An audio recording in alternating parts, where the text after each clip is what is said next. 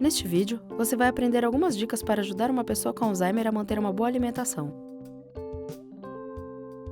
Com o tempo, pessoas mais idosas vão perdendo o apetite e a sede aos poucos.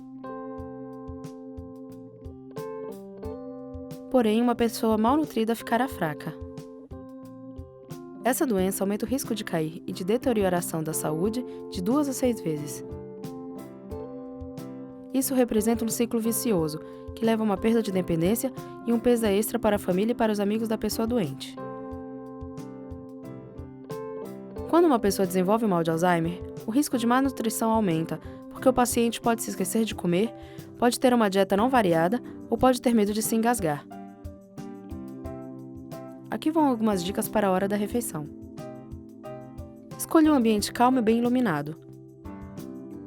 Prepare de preferência os pratos e talheres do próprio paciente para ajudá-lo nesse processo.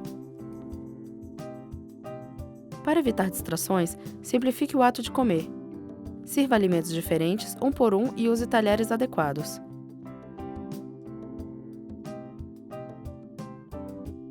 Deixe o paciente realizar tarefas simples para estimular suas habilidades, como abrir um pote ou segurar os talheres. Não pressione o paciente para evitar que ele erre. Garanta uma ingestão adequada de proteína para que sejam suficientes para uma pessoa mais idosa e mais fraca. Você deve oferecer entre 10 e 12 gramas de proteína extra por refeição. Se mastigar se tornar difícil para a pessoa, ajude a consistência dos alimentos que você for servir, por exemplo, misturando-os.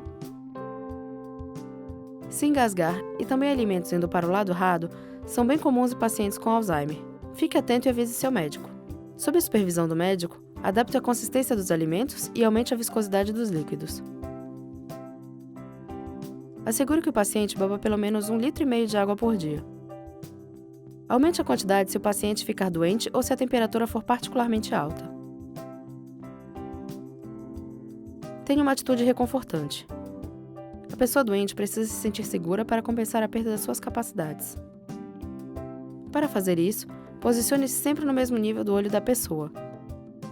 Mesmo sem palavras, você pode se comunicar pelo toque ou pelo olhar.